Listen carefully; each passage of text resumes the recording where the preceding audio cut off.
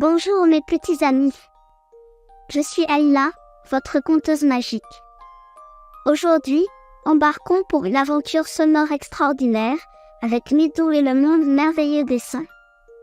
Midou était un petit garçon curieux qui adorait écouter les différents sons autour de lui. Un jour, alors qu'il jouait dans le jardin, il entendit une douce mélodie venant des bois. Intrigué, il suivit la musique et découvrit une petite fée scintillante, nommée Harmonia. Harmonia, la fée des sons, décida de montrer à Midou les merveilles du monde sonore. Leur première halte fut près d'un arbre où un oiseau chantait. Harmonia informa Midou que les oiseaux produisent des sons en utilisant leurs cordes vocales, tout comme les humains. Elle lui révéla que chaque oiseau avait un chant unique, utilisé pour communiquer et marquer son territoire.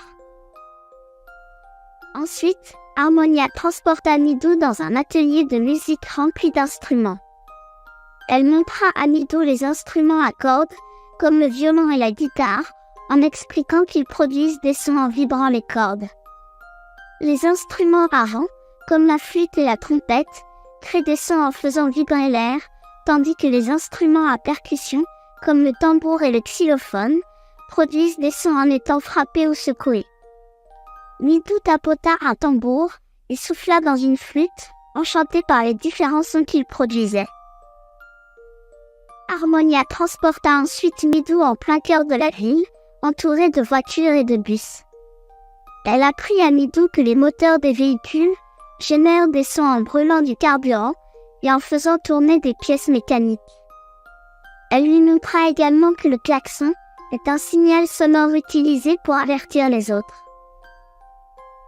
Ils se déplacèrent ensuite dans une forêt, où Midou écouta le bruissement des feuilles et le chant des oiseaux. Harmonia lui fit comprendre que le vent fait bouger les feuilles et les branches, créant ces doux sons.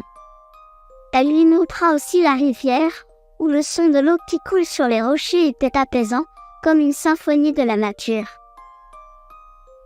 Harmonia emmena ensuite Midou dans un laboratoire. Elle lui expliqua que les scientifiques étudient les sons comme des vibrations qui se déplacent dans l'air et d'autres matériaux. Elle montra à Midou comment nos oreilles captent ces vibrations. Harmonia expliqua que l'oreille est composée de 3 parties, l'oreille externe, qui capte les sons, l'oreille moyenne, qui amplifie les sons, et l'oreille interne, où les vibrations sont converties en signaux électriques envoyés au cerveau. Elle lui montra aussi les petits os de l'oreille moyenne, appelés les osselets, qui jouent un rôle crucial dans l'amplification des sons. Enfin, ils visitèrent un studio d'enregistrement. Harmonia montra à Midou comment les sons sont enregistrés et diffusés. Les microphones captent les sons et les convertissent en signaux électriques que les haut-parleurs reconvertissent en sons audibles. Midou essaya un microphone et écouta sa propre voix à travers les haut-parleurs, trouvant cela magique.